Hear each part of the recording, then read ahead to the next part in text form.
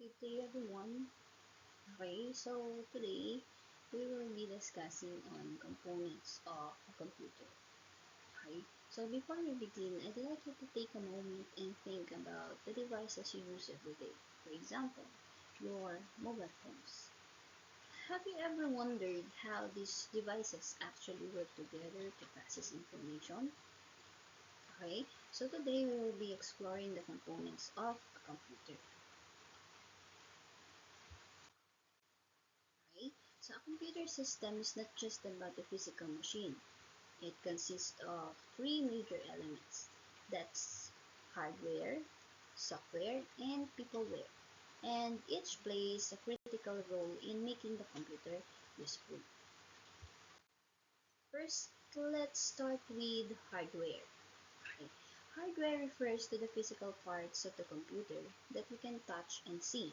So, those keyboard, mouse, monitor, and the system units, those are examples of hardware. And these components work together to process data and produce results. Next, we have software. Software is the set of instructions or programs that tell the computer what to do. Without software, hardware is just a lifeless machine. Examples of software includes operating systems like Windows.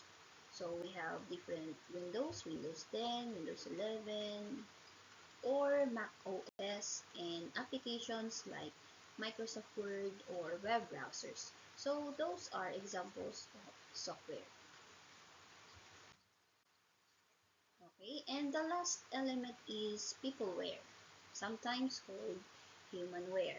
So, peopleware or humanware refers to the users or people who interact with the computer. It emphasizes that humans play a vital role in making technology work effectively. After all, without people, computers would have no purpose. Okay, computers need a way to receive data, and this is what input device comes in. Input device allows us to feed instructions and data into the computer. And examples include our keyboards, our mice, our scanners, and microphones. Let's take a closer look at one of the most common input devices, which is the keyboard. And a keyboard has several sections. Okay, we have here numeric keys. That's one part of the keyboard. And numeric keys is used to enter numeric data or move the cursor. It usually consists of a set of 17 keys. Next one is the typing keys.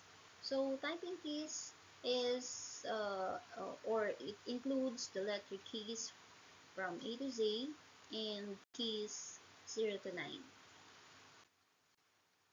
Next one is the control keys.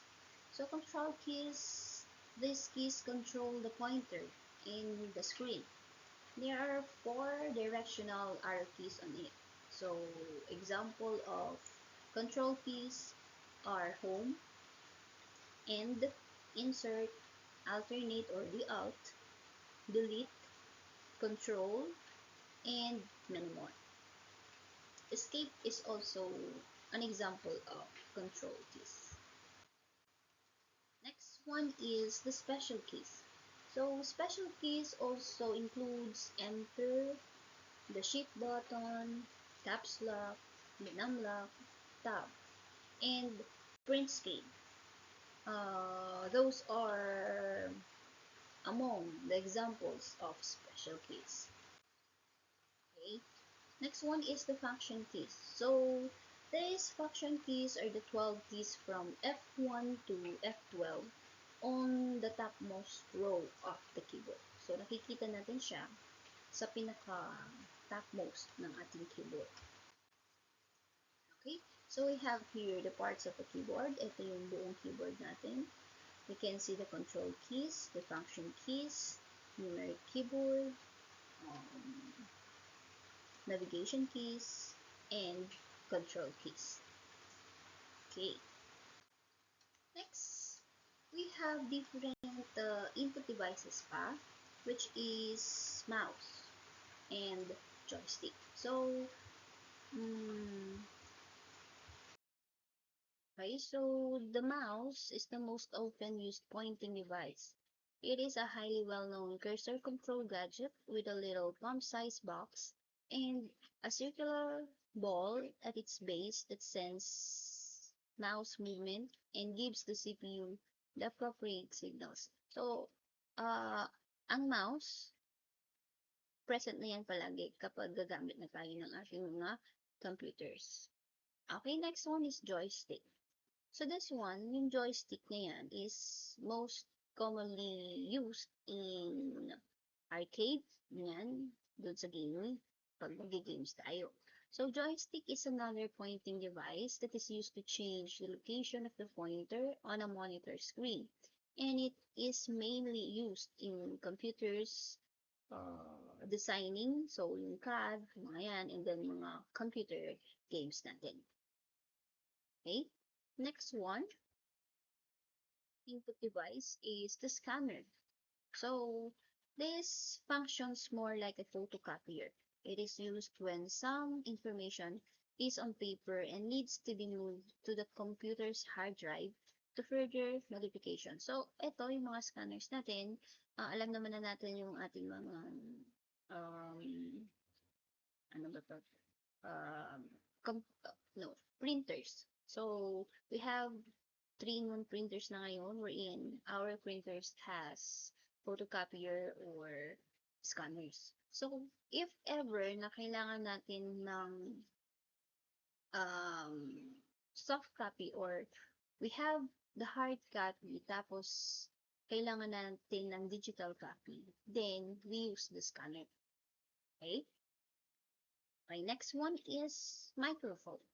So, ano naman ang gamit ng microphone? Of course, it is utilized to input sound, which is subsequently digitally preserved. So, for example, pag gumagawa tayo ng ating mga videos o kaya yung content, mga ganyan, we need microphone para may sounds tayo. Mag-i-input tayo ng sounds doon sa ating mga content. Okay?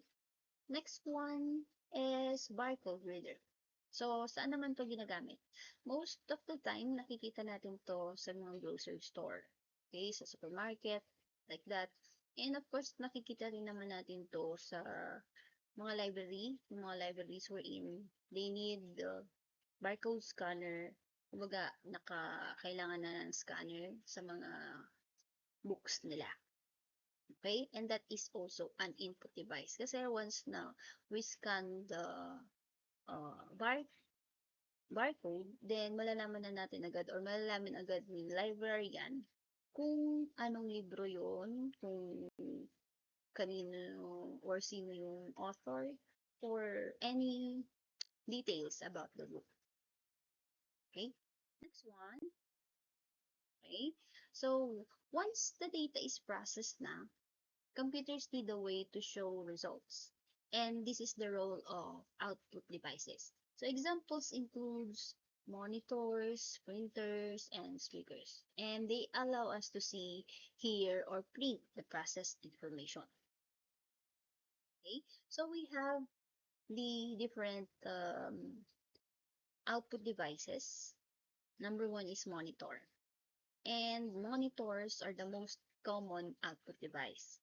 And it shows the data that has been processed, including text, photos, videos, and audio. It creates images by positioning tiny dots referred as pixels in a rectangular term.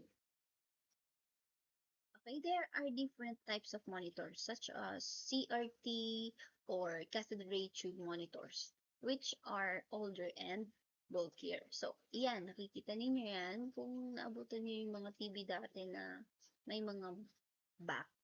Yon. Yun yung mga cathode ray tube or CRT na tinatawag. So, this type of monitor requires more power and electronics to operate. Next one Next type of monitor is the LCD or liquid crystal display. So this type of monitor is has primarily appears in laptops and flat panel monitors and employs LCD technology to deploy clear images, and it uses fluorescent backlighting. Okay. Next type is the LED monitors, which provides brighter display with lower power consumption. And the type of monitor used can affect the quality and comfort of viewing. So, yan, yung tatlo na yan.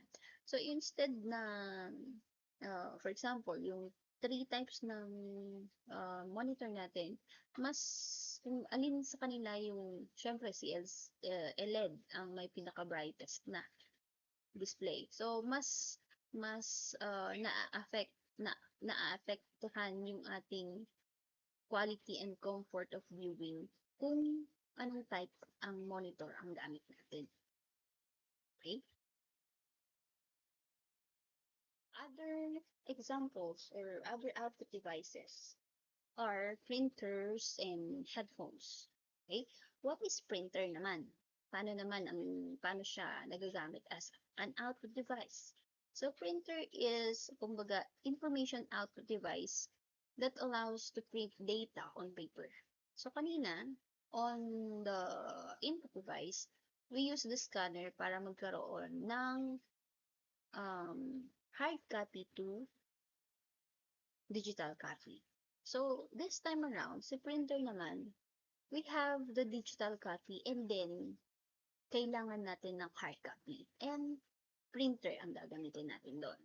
Okay? So, in input device, pag kailangan natin ng digital copy, we need the scanner. And kapag output device naman, we need the printer para magkaroon tayo ng hard copy. Next one is the headphone. So headphone allows you to hear the sound without bothering anyone else. So they can be connected to PCs, laptops, mobile phones, and other devices via wired or wireless connections. So they are Bluetooth connected to the gadgets. So this time, mostly na headphones na ngayon is Bluetooth, Bluetooth connected na. Meron pa rin namang mga wired, pero mas gamit na ngayon yung si Bluetooth connection. Okay? So, si headphone ang ginagamit natin to hear the sound. Doon kanina sa ating input device wherein ang pang-input natin ng sound is microphone. While in output device naman, when we are talking about output a sound, then headphone naman ang ginagamit natin. Okay, next one is a speaker. So, speaker, these are attached to computers in order to output sound. So, what's the difference between speaker and headphone? Parehas lang naman sila na mag-output ng sound. Okay? So, dito sa speaker, we use the speaker kapag marami ang makikinig. While yung headphone naman, isa lang yung gagamit or isa lang yung makikinig ng sound. So, that's the difference between the two. Okay? Next one is the projector, another output device. So, si projector naman is a tool that enables user to project their output onto a big surface. So, if you can still remember or if you notice or if you remember yung ginagamit kong Kian every time na we have our face-to-face class or face-to-face discussion, that is an example of projector. And using light and lenses ang gamit namin doon sa projector niya. Okay? It enlarges letters, images, and video for presentations. That is projector. Next one. Next component of computer, we have the central processing unit. Okay, so sabi natin that CPU or the central processing unit is the heart of the computer. And we define central processing unit. It controls unit coordinates and controls all computer processes. Okay, so it has three main parts. We have the main memory, or sorry, memory unit, arithmetic and logic unit, and the control unit. Okay, the memory unit uses a set of pre-programmed instructions to further transmit this data to other parts of the CPU. Example, once a user's enter the data using input devices, the computer system stores this data in its memory unit. Okay, example, um, one student gagawa siya ng isang letter. Then, he or she used the keyboard para mag-enter ng mga information or data.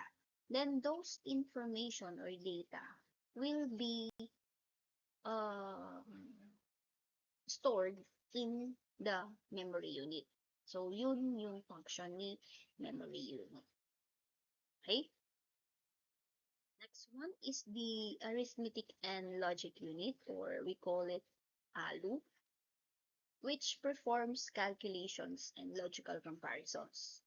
And it does basic mathematical calculations like addition, subtraction, division, and multiplication. So, yung four basic mathematical calculation, yung addition, subtraction, division, and multiplication, doon siya sa arithmetic operation. So, alam naman na natin, as a BS Math students, alam niyo na yung mga yan.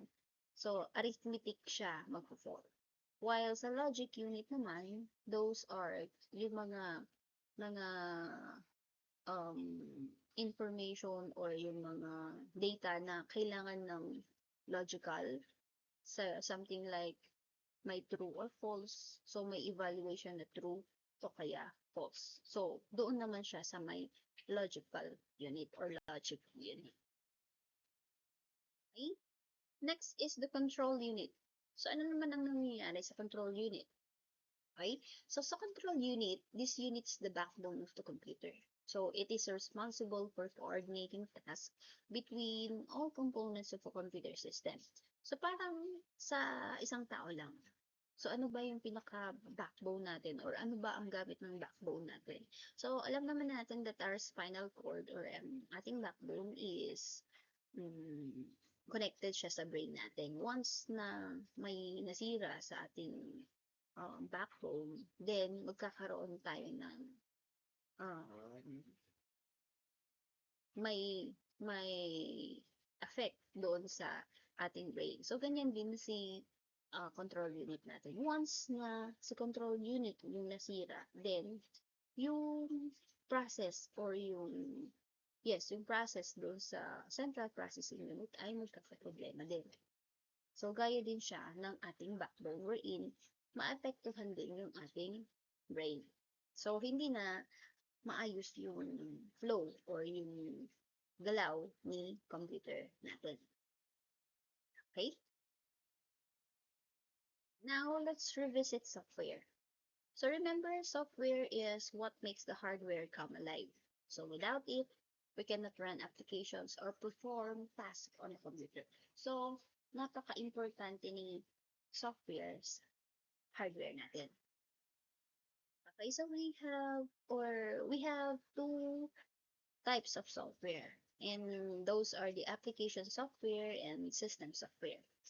It consists of, the application software consists of programs designed for specific tasks like word processing, browsing the internet, or playing games. So, si application software, lahat ng mga nakikita niyong apps doon sa mga laptop or desktop niyo, pati dyan sa mga cellphones niyo, those are application software. Okay? And then the next one is the system software. And system software are software programs na na-design to run computer application programs and hardware. So this includes operating systems and utility programs that manage the computer itself. So ano ba yung example ng system software natin? OS is the best example of system software. and it manages all the other computer programs. So ano pa ba yung mga different OS natin na alam niyo? Aside from Windows, we have the Mac OS. Kapag sa phone naman, we have the Android, the iOS, yung Opera, yung mga yun. So those are examples of system software. And then the driver software also, known as the device drivers. It controls the devices and peripherals connected to a computer, enabling them to perform their specific task. For example, kailangan nating gumamit ng printer.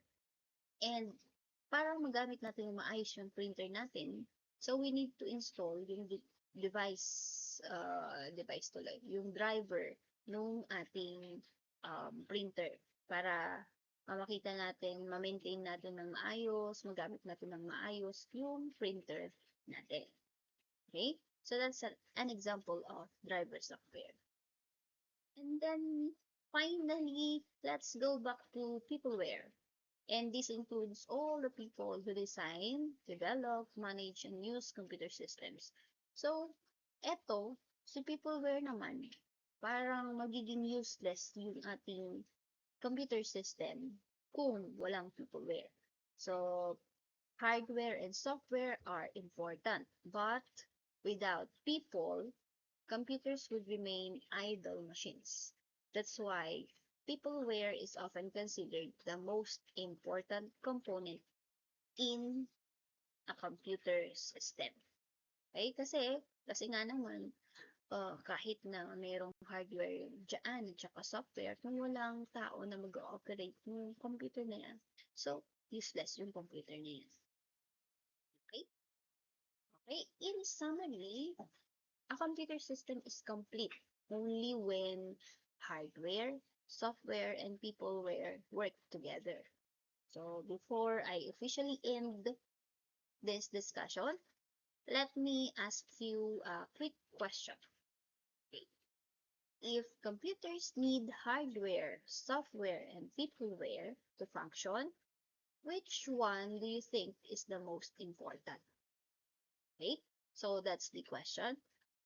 If computers need hardware, software, and peopleware to function, which one do you think is the most important? Kindly visit our GCR and type in your answer there. Okay?